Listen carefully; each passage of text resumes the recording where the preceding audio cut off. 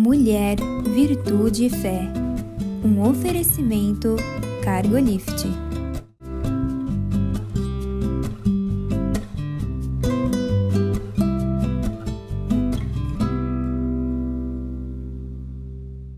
Olá, queridos. Olá, queridas. Sejam muito bem-vindos à nossa programação.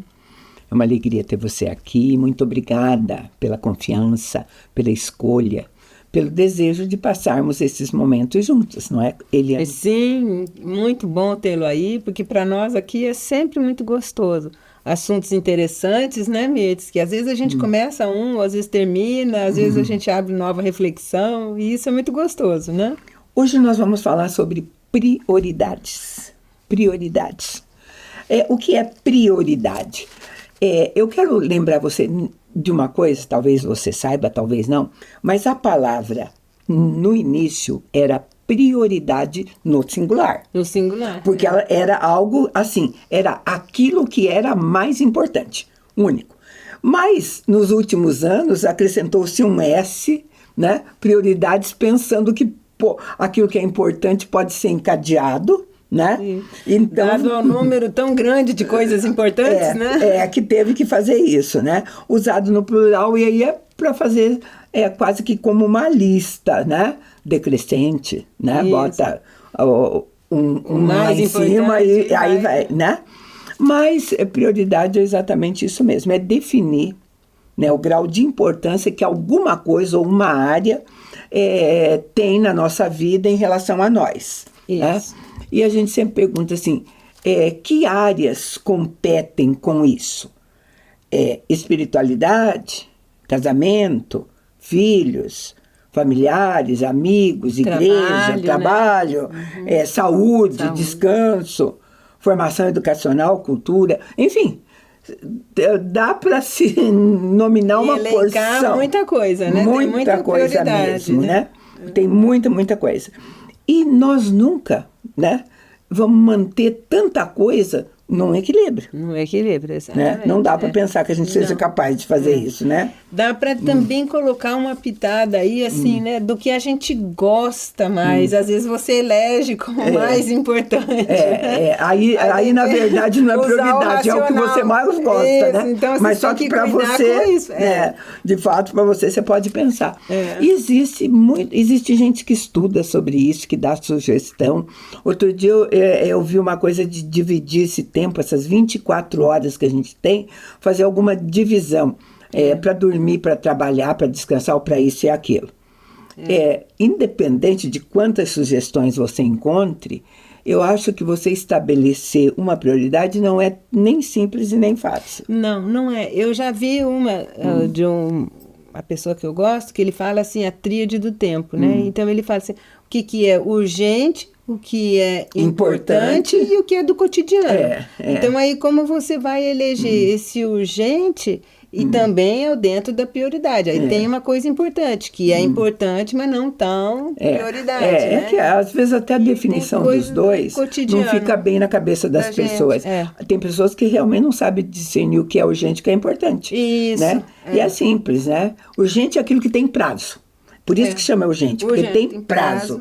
Isso tem que ser feito em uma semana, em um mês e um dia. Agora, importante é outra coisa. Outra coisa. Não tem prazo, mas tipo, às vezes essa importância tem a ver com vida ou morte. Vida ou morte, né? Não é verdade? Então tem coisas que a gente tem que pensar. Por exemplo, você vai sair de viagem, não faz a revisão do seu... Você vai de carro, né? E não faz a revisão no carro, já faz um tempo que os pneus estão precisando trocar. Isso é muito importante, né? Aí junta urgente com importante. Não é bem assim, né?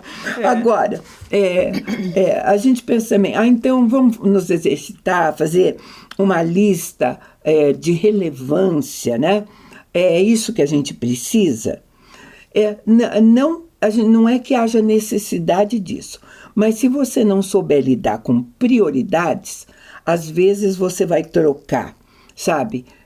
Você vai trocar valores, você vai trocar, escolher, você vai ter que escolher entre pessoas, entre valores, entre situações, sabe?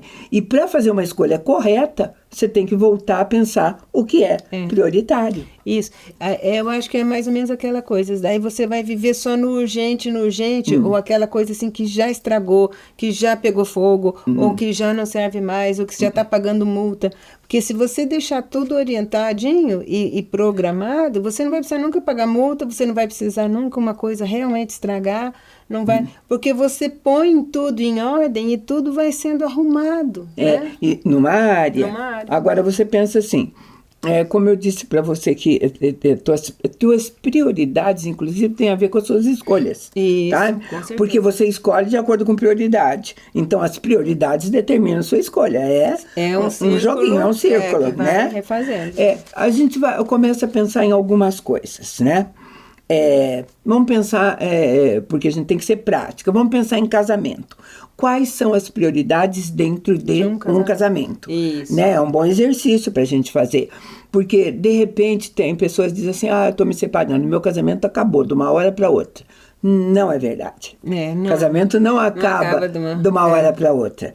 Já se você tivesse estabelecido as prioridades dentro dele, você saberia discernir a hora que isso começa a hora que uma área ou outra está precisando de um olhar mais profundo, de uma conversa com mais calma, né? De dispensar algum tempo, porque eu acho que prioridade também está, por isso que eu falo da tríade do tempo, porque está relacionado a algum tempo que eu vou ter que dispensar ou investir naquilo, tempo de qualidade, né? Não é só dar uma passadinha. E prioridades erradas dentro do casamento acaba com o casamento, não tem dúvida.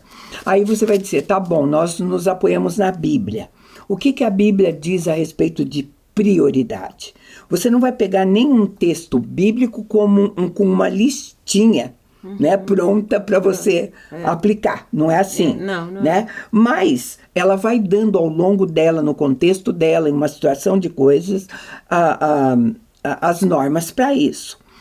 O primeiro lugar da lista, e ninguém tem dúvida, é Deus. É Deus. Está claríssimo lá. Êxodo 20, começando no 1, diz assim: Então falou Deus todas essas palavras.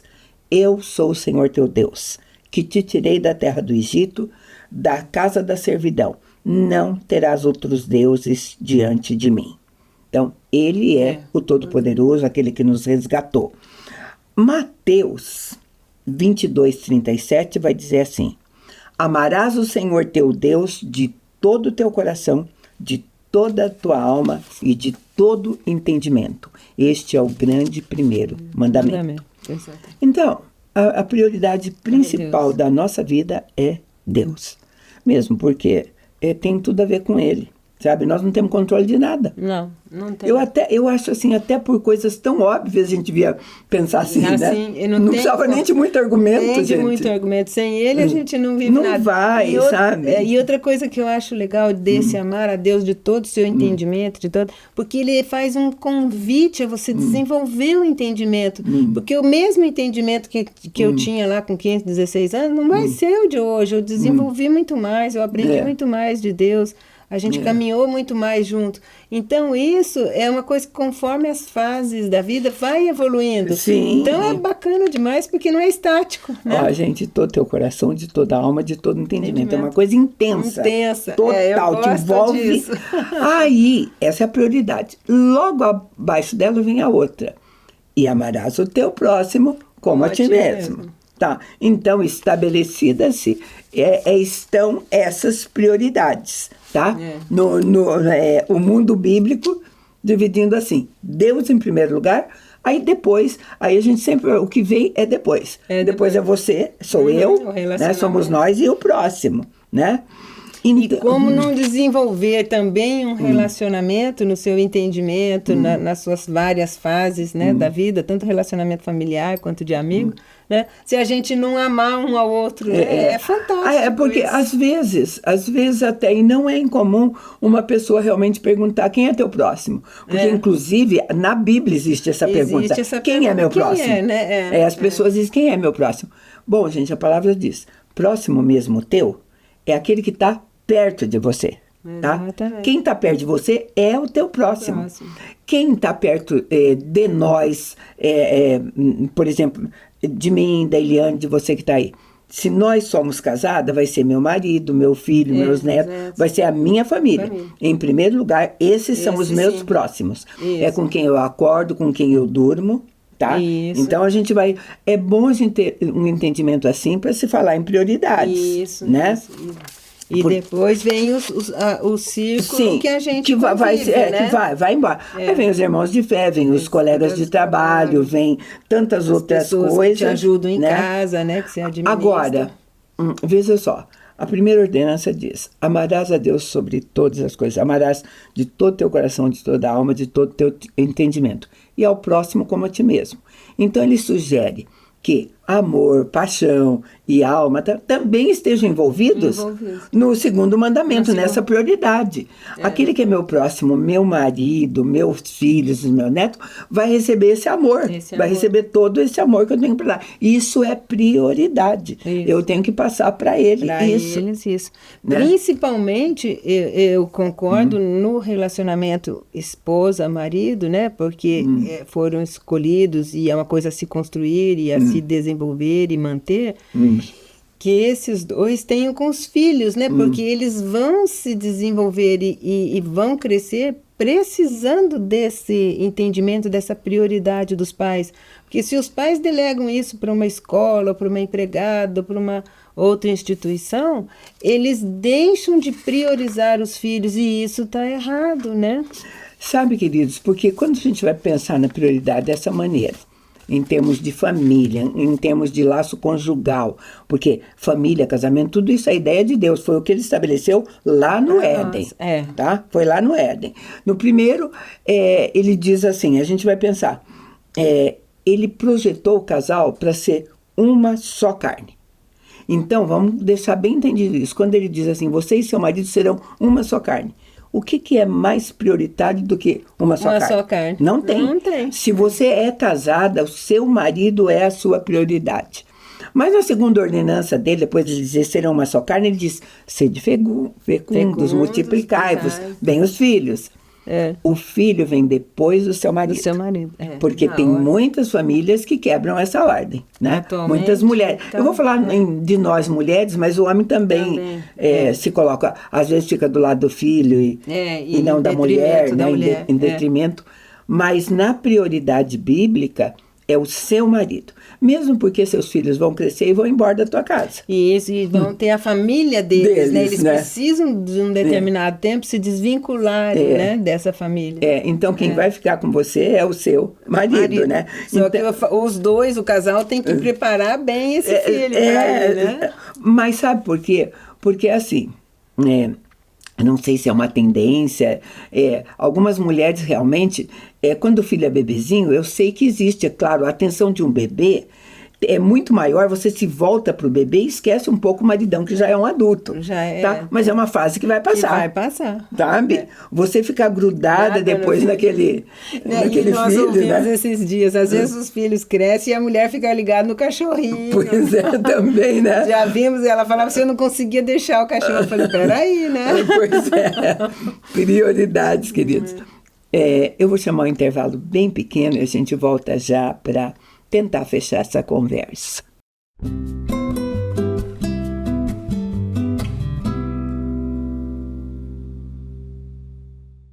No mundo em constante transformação, nos posicionamos com a ética e a integridade. Alicerces para promover a justiça. Propomos o equilíbrio onde prosperidade e integridade caminham em conjunto, contribuindo para um mundo mais justo. Fortalecemos laços, conectamos propósitos, contribuímos com sua cultura. Juntos impulsionamos o desenvolvimento de negócios e relações éticas. Aqui a ética é nosso guia, a coragem, nosso caminho.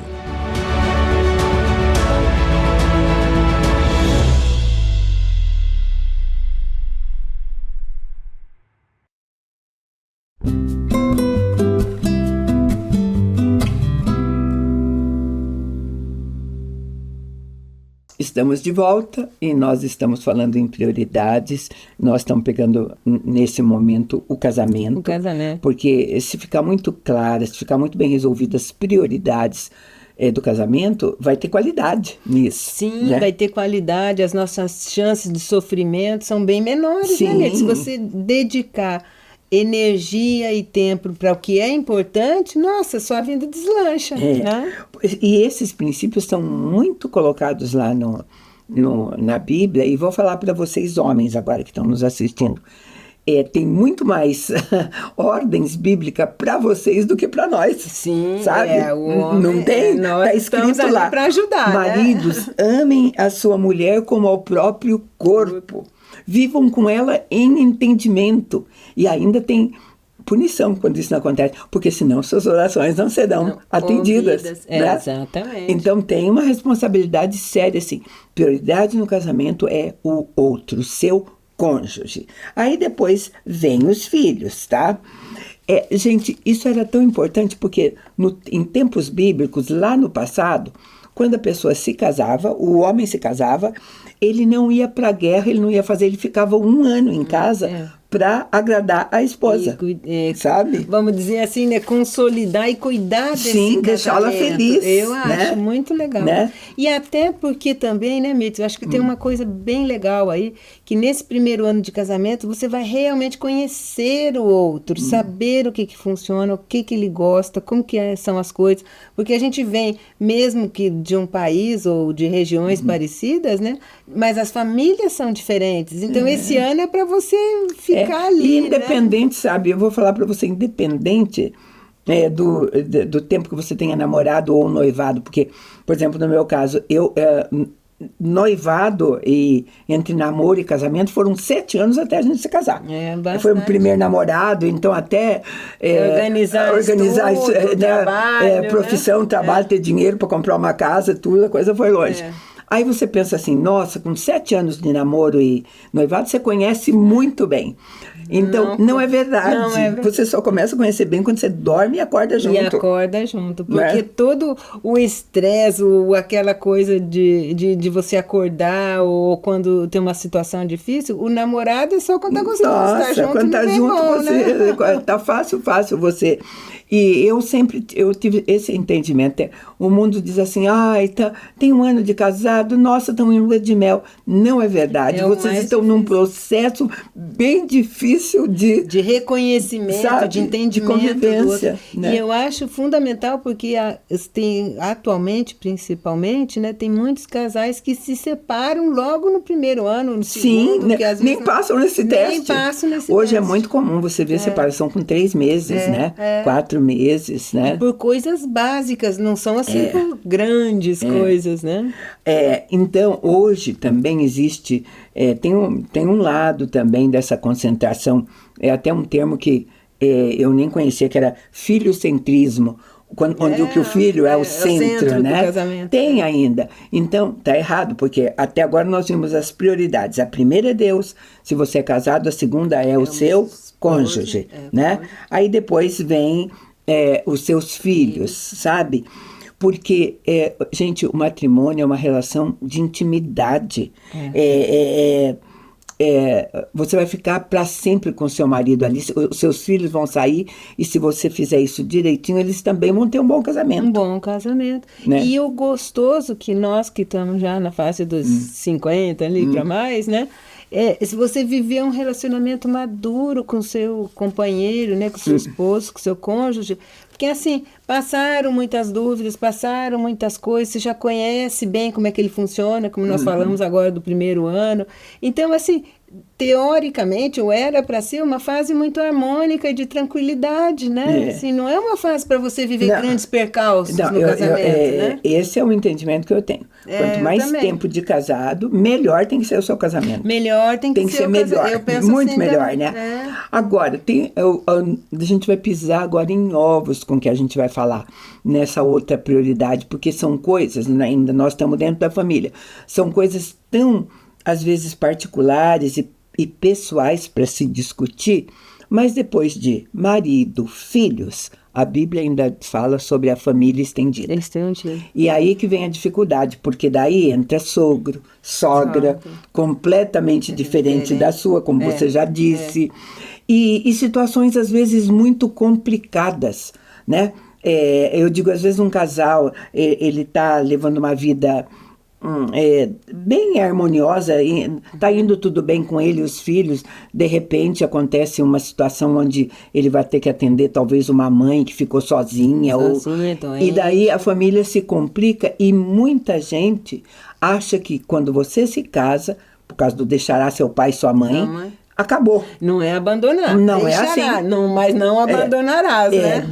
Você deixa, porque Jesus, ele repreendeu os fariseus por isso, quando, a respeito até de oferta, não vou ajudar meu pai e minha mãe, porque com esse dinheiro eu vou dar para a igreja. Jesus repreendeu isso. Não é. Falou, a prioridade sua, você não pode pensar. Tem uma parte que é da igreja, tem uma parte que que você tem que cuidar da sua família. Então, a questão difícil é assim, até onde eu tenho que lidar com essa família ampliada? Queridos, eu sei que é difícil, porque a gente conhece casos realmente, né? Que diz assim, vai estragar a minha, ou vai atrapalhar. Vai ter um jeito. Tem que organizar. De se dar um jeito, de reunir irmãos, de fazer qualquer coisa, não tem famílias assim que os irmãos se reúnem e se revezam, né, para ajudar numa situação? Porque é prioridade, sim. Sim.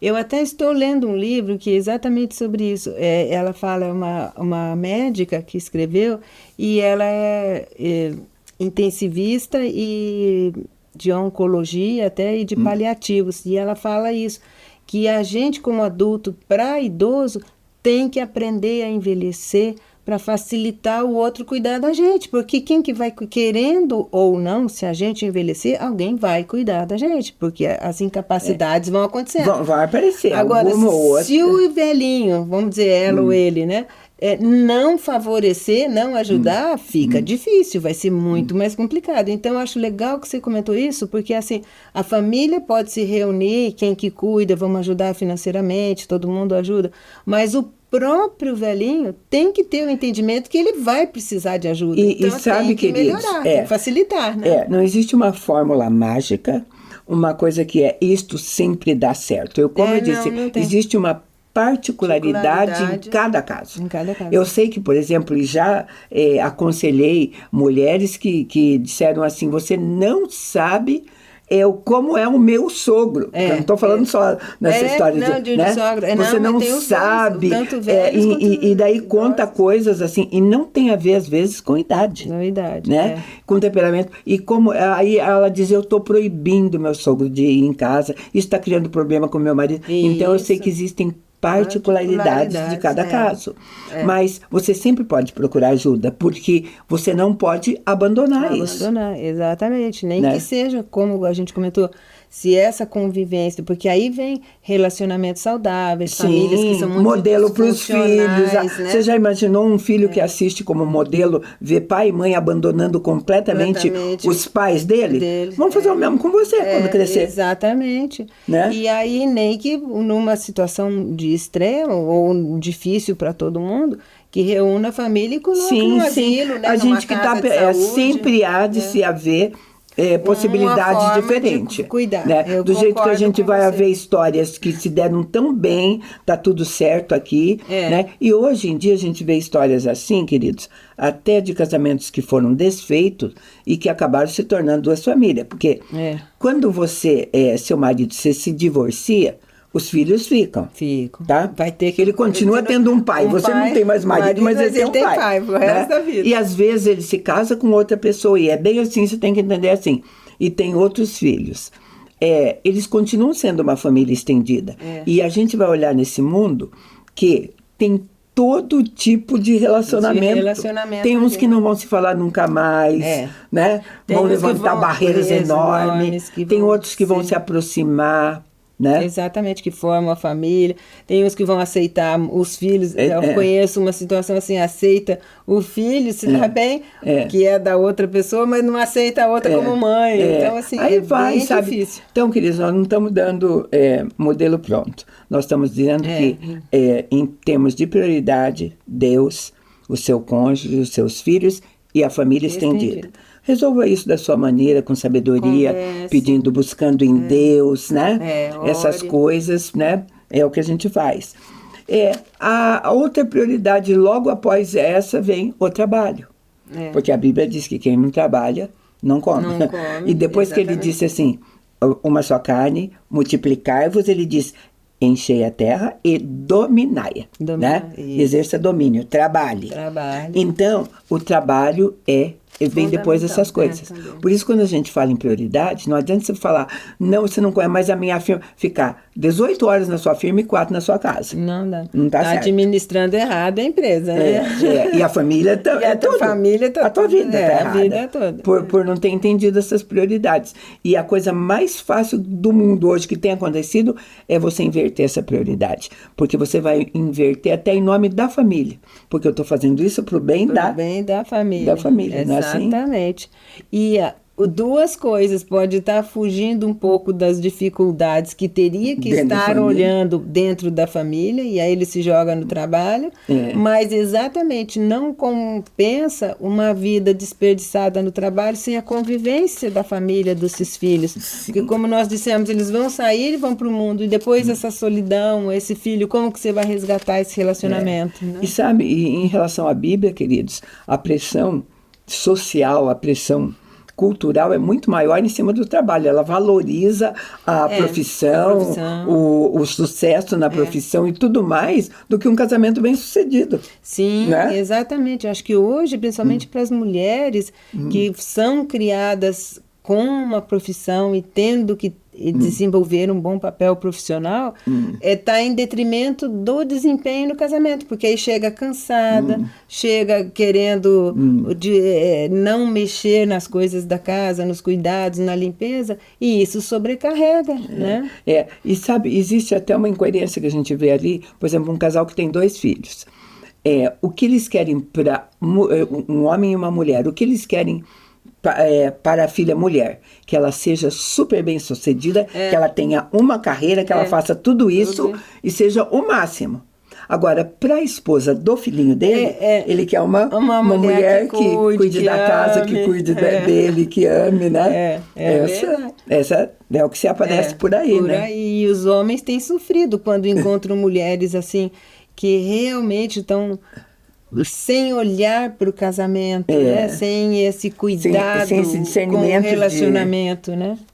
A orientação bíblica, em Efésios 5, né? Para a gente fechar com um versículo bíblico, diz assim, Paulo falando, portanto, Efésios 5, começando no 15, portanto, vede prudentemente como andais, não como nécios, mas como sábios, remindo o tempo, porque os dias são maus. Por essa razão, não vos torneis insensato, mas procurai compreender qual a vontade do Senhor. E a gente, de maneira muito rápida, tentamos mostrar para você as prioridades que a Bíblia coloca. Coloca, sempre orando, né, para entender melhor. É o que a gente tinha para você, agradece muito a tua companhia e te convida para estar conosco num próximo programa. Deus te abençoe.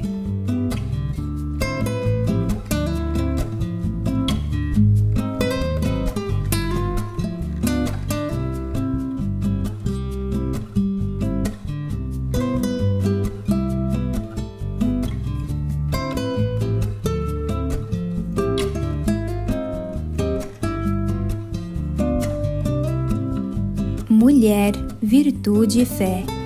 Um oferecimento Cargolift.